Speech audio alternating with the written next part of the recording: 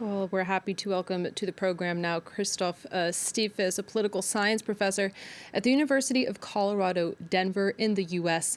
He specializes in Europe, the South Caucasus, and autocratic regimes. Thanks so much for taking the time to speak with France 24 today. Now, Russia's communications regulator has banned the use of the words invasion and assault in media reports on the war in Ukraine. Tell us more about Moscow's efforts to clamp down on information and dissent. Well, this is an old story, right? I mean, Russia has for a long, long time, since the invasion into Georgia in 2008 and the annexation of Crimea in 2014, tried to frame this all as responsibility to protect measures to protect civilian lives, ethnic Russians, and so on and so forth. So despite the fact that it is now blatantly clear to the world that this is a very aggressive move that is in violation of all kinds of international treaties and the UN Charter, it still tries to give the impression that it does something that is somewhat justifiable, that can be considered legitimate. Which is not, I would like to emphasize. And how has the war been covered on Russian state media so far? Well, the state media in Russia is actually not, reporting on anything that would put this in a bad light. So there are no body counts, how many Russian soldiers have already lost their lives. And it's clear why they don't do this. They fear that there might be resistance in the population against Putin and the Kremlin. Now, we have seen dissent. We've seen some anti-war protests, and we've even seen opposition coming from Russian celebrities. It seems that Putin miscalculated his own people and their support for an invasion of Ukraine. He might have miscalculated, but he might have also calculated that the resistance would be small. I mean, we have seen much larger demonstrations in previous years over the violation of elections, so where you saw massive electoral fraud. And even these big protests were harshly and swiftly repressed.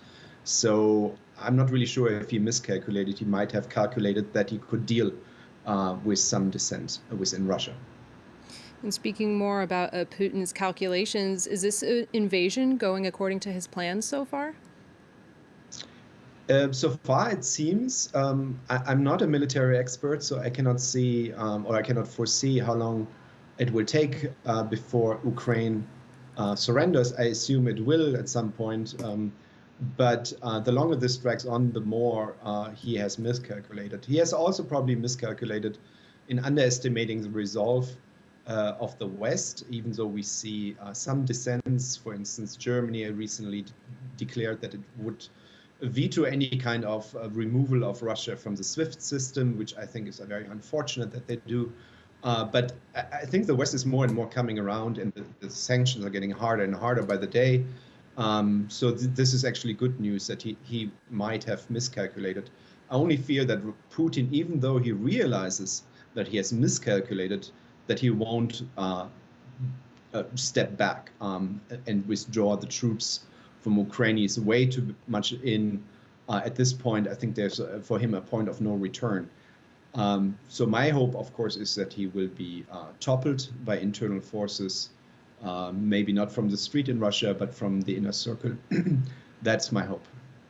And another miscalculation from Putin, the resistance that Russian troops are meeting from Ukrainian forces. Yeah, that is very surprising. But Ukraine has, I think, surprised us all these days. The leadership of Ukraine has surprised us. How really brave they are, and how level-headed too. But the Ukrainians, much applause to the Ukrainians, because they're doing a wonderful job defending their country and coming together, which many of us didn't really expect, given the ethnic divisions within Ukraine, the Russian speaker versus the Ukrainian speakers, the East Ukraine versus West Ukraine. But what we see here is that Ukraine is not East and West Ukraine, it is one Ukraine, and it's united behind its president and against Russia. All right, Christoph Stefes, thank you so much for your analysis. Of course, thank you.